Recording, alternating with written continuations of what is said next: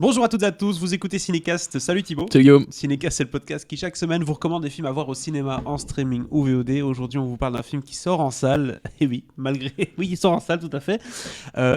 Malgré quoi? Qu'allais-tu dire? Non, je vais en parler plus tard dans la critique de ce film. Surprise. Oui, film d'Edouard Baird qui sort ce 26 janvier en salle, que ce soit en Belgique comme en France. C'est une comédie, forcément Edouard Baird, on pouvait s'attendre à un film dramatique, mais non, c'est une comédie, forcément.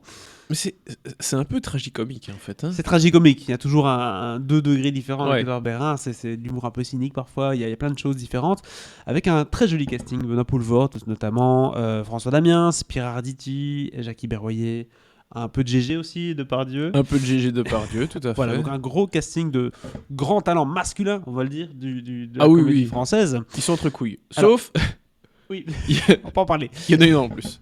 Mais du coup, c'est quoi le pitch de ce film? De quoi ça parle? Adieu Paris. Ça parle d'un vieux bistrot parisien qui n'est pas si vieux que ça d'ailleurs. Mais c'est un bistrot parisien classique, hein, comme on l'entend, avec 8 messieurs qui se retrouvent à table. Ils ont un dîner habituel. C'est presque un peu le dîner de con, sauf que bon, c'est pas vraiment ça.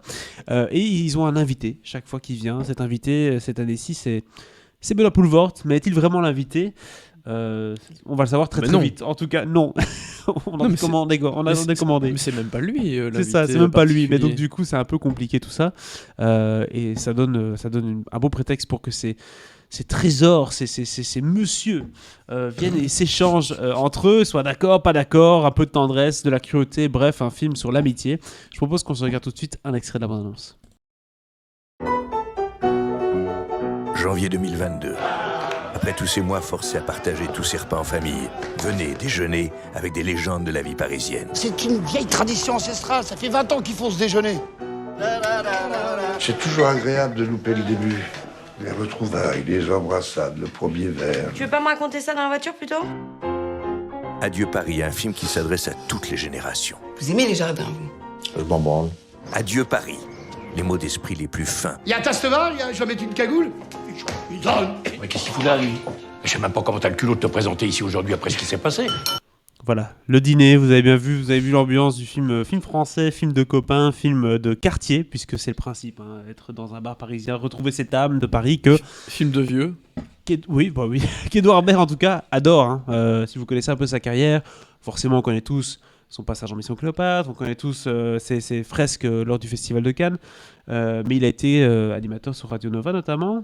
Oui. Et il avait une autre émission sur France Inter, si je me rappelle bien, tous les dimanches soirs, où il enregistrait depuis un petit café parisien. Tu vois, pour sentir les odeurs, pour avoir des gens qui commandent des verres. Il aime bien cette ambiance-là. Pour avoir un serveur désagréable. Voilà, Ouais, pour payer 27 € son coca. Bref, on a compris un peu son style. Il adore ça. Et il s'est fait vraiment plaisir, je pense. Il s'est fait un plaisir très personnel avec ce film de potes. Ah, ça c'est clair.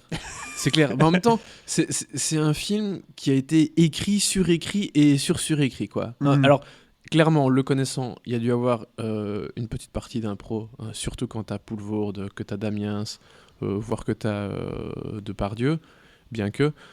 Mais clairement, tu vois que tout est très très écrit. Les dialogues, tu vois qu'il veut placer ses répliques, les beaux dialogues qu'il a écrits, Oui. qu'il veut aller placer ses vannes, qu'il veut, enfin voilà. Et donc clairement, il s'est fait plaisir à l'écriture. Et ça se sent. Et personnellement, ça me dérange pas plus que ça. Mais c'est vrai que c'est quelque chose qui peut un peu gêner, quoi, parce que tu as l'impression que t'as peu de place à l'imprévu, quoi. Oui, c'est ça. Bon, tu le disais au début quand même qu'il y avait un peu d'improvisation de la part de certains personnages, notamment les personnages qui sont un peu plus volatiles. Je pense à Benoît Poelvoort forcément dans ce film-ci qui joue un peu la gêne, surtout au début du film avec les autres, donc Oui. il s'amuse un petit peu.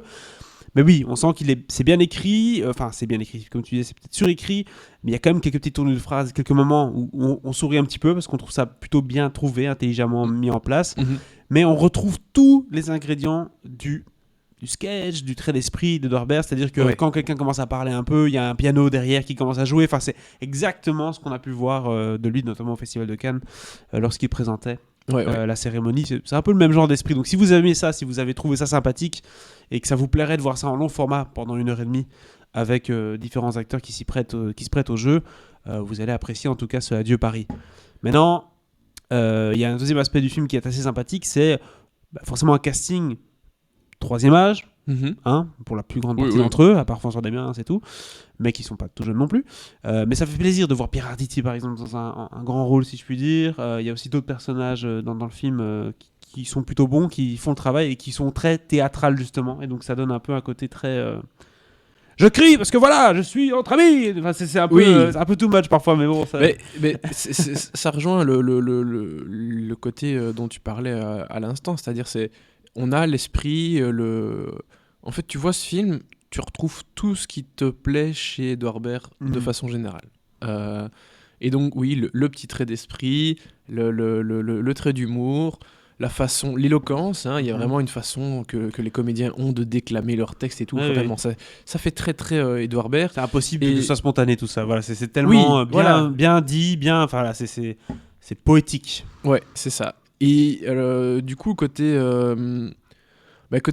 troisième âge, je trouve que ça fonctionne bien parce que t'as ce côté où tu vois que c'est vraiment cette vieille bande de potes, ces gens qui se font un resto par an et parfois ils se voient un petit peu, ils prennent des nouvelles l'un de l'autre et ils se voient un petit peu durant le reste de l'année, mais globalement c'est un peu leur événement annuel, c'est leur repas annuel, on se retrouve tous ensemble et du coup on prend du plaisir ensemble. Et le film se déroule vraiment pendant tout le repas, globalement on est quasi tout le temps à l'intérieur du resto, et parfois on a un petit flashback qui va te faire penser à un souvenir centré sur tel personnage et puis sur un autre, etc. Et donc oui, tu vois que tous ces comédiens se font quand même pas mal plaisir. Pierre Arditi, ça fait la deuxième fois là, en quelques temps, parce qu'il y a eu Les Choses humaines, où il était très bien. Et puis Yves Lecoq, ça fait très longtemps qu'on l'avait pas vu, hein. Jean-François Stévenin, qu'on a vu dernièrement dans Les Illusions, Illusions perdues, pardon, qui est très très bien aussi. Mais globalement, voilà, je trouve qu'il y a une Jackie Berroyer très touchant, qui joue ce type un peu plus perdu, un peu plus atteint par l'âge, très clairement. Mais voilà, j'aime beaucoup la dynamique qu'il y a entre tous les comédiens qui fonctionnent vraiment bien. Et comme en fait, faire partie c'est une espèce de club presque. C'est ce ça, groupe de ça fait un peu potes. penser à des réunions genre style Rotary ou des trucs comme ça où tu vois souvent des gens de 55 ans avec des jaquettes qui viennent une fois par mois serrer la main et manger leur petit plat, entrée plat dessert avec quelques verres de vinasse. C'est ça. Et taper la petite discussion parfois un peu platonique. Mais voilà, vraiment ce genre de truc un peu rituel quoi. Ouais. Mais c'est un club qui ouvre à des générations plus jeunes. Ce qui fait qu'il y a le personnage de François Damiens qui fait partie de qui est cette arrivé espèce de récemment, club, oui, c'est ça. qui est dans la cinquantaine, hein, donc forcément il y a quand même au moins 25 ans. Mais il n'y a pas Vincent avec Lacoste, les autres. tu vois ce que je veux dire. Oui, Voilà, on n'ouvre pas à ce point-là, on va Non, c'est ouvrir pas- à une génération un peu plus jeune, Voilà. mais qui n'est pas jeune non plus. Ouais. Oui. Et tous ces gens jouent tous des artistes ou des gens liés de près ou de loin On se croirait un peu au dîner de la à l'art. critique. Oui, mais ça D'une fait certaine vraiment manière. la réunion des artistes, Oui. grands ou pas grands artistes, ça dépend, mais voilà, t'as ce côté un peu entre-soi artistique Il y a un entre-soi, clairement. où, voilà, vraiment on accueille. C'est strié sur le volet, quoi. Et ce qui est très drôle, parce que le personnage de Poulvorde, qui est donc plus censé devoir se pointer à ce truc, parce qu'il s'est fait virer, Oui. il essaie de venir à ce repas, et il dit pendant tout le film à son amie, jouée par Isabelle Nanty, qu'elle est pas la bienvenue parce que c'est vraiment un truc entre mecs, voilà, entre vieux jeux et voilà, elle peut pas venir. C'est vrai, assez drôle. c'est vrai que c'est très masculin, vieux jeu, comme tu dis. Enfin, ce côté vraiment les hommes de certain âge qui se regroupent entre mecs, voilà, etc. Alors qu'aujourd'hui, c'est vrai qu'en général, même dans des clubs, on parlait des clubs un peu business ou autre, en général, c'est des trucs de couple maintenant. Tu vois, les gens viennent en couple et ils viennent plus tout seuls entre mecs. Enfin bref, il y a un vrai côté rétro parisien, du coup, parigo à crever et fier de l'être. Oui. Revendication du passé parisien, de ces cafés qui c'est vrai, avec le Covid notamment, n'ont pas vécu des grands jours. Donc voilà, c'est une petite lettre d'amour au vieillissement aussi, tu l'as dit, Oui. sujet du film. Des personnages où on sent qu'il les a écrits avec beaucoup de tendresse. Oui, ça c'est clair. Et donc du coup, ça fonctionne pour ça fonctionne pour ce côté un peu travaillé par l'émotion, travaillé à la Lauderbert. Maintenant, qu'on se le dise tout de suite, c'est pas un film pour tout le monde, hein, ça va pas... Non. Bah, ce qui me plaît, c'est un peu l'exercice de style, c'est le fait de donner tous ces beaux rôles à ces comédiens. C'est voilà, voir ces personnages et ce qu'ils ont raconté, ce que Edouard Baird a raconté sur eux, sur effectivement le vieillissement, sur le changement aussi, hein, forcément, sur l'héritage, hein, ou en tout cas le passage de relais Transmission. à des générations un peu plus jeunes. Voilà, donc il y a plein de choses assez touchantes, assez intéressantes. On rit, mais c'est vrai que c'est un film qui a un rythme un peu particulier. T'as vraiment l'impression de passer 2 heures dans ce resto, mais sans faire partie du truc non plus, donc c'est un peu bizarre. C'est construit, déconstruit, c'est un peu bizarre. Oui, il y a une espèce de... J'ai l'impression qu'il y a un flottement général qui est un peu... C'est un peu latent, ouais. C'est un peu comme si t'avais bu 2-3 bières, tu vois, t'es dans un café, et tu regardes un peu t'es entre la 4e et la 5e, tu sais pas très bien ce qui se passe, il se passe des choses, voilà, mais t'es pas non plus trop pété. Enfin, c'est vraiment ça, c'est vraiment l'espèce de flottement, on va dire. Ouais. C'est vraiment ça. C'est vraiment ça, c'est vraiment ça. C'est comme quand tu picoles l'après-midi. Voilà, ça, ça, c'est exactement ça, le flottement. Et c'est un exercice d'écriture de la part d'Edouard Baird, de mise en scène un peu moins, mais c'est pas là-dessus qu'il joue le plus. Mais voilà, je trouve que c'est quelque chose... Voilà, globalement, c'est un film qui m'a quand même plutôt bien plu. Je n'ai pas passé un mauvais moment. Je pense pas que je le reverrai. Mais voilà, ça a le mérite d'exister.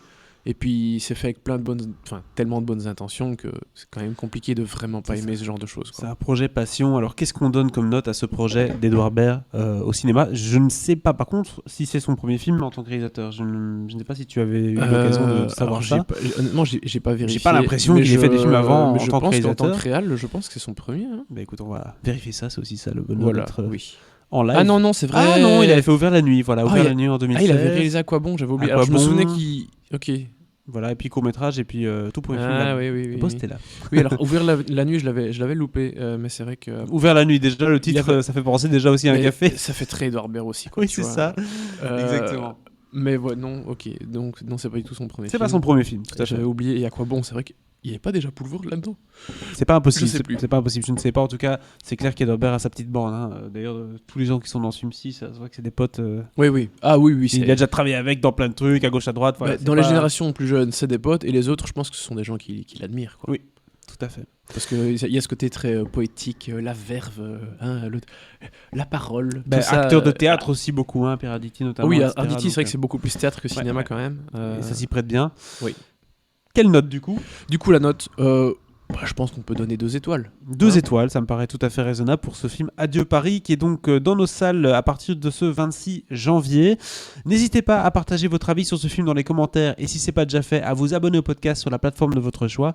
À très bientôt pour de nouvelles recommandations.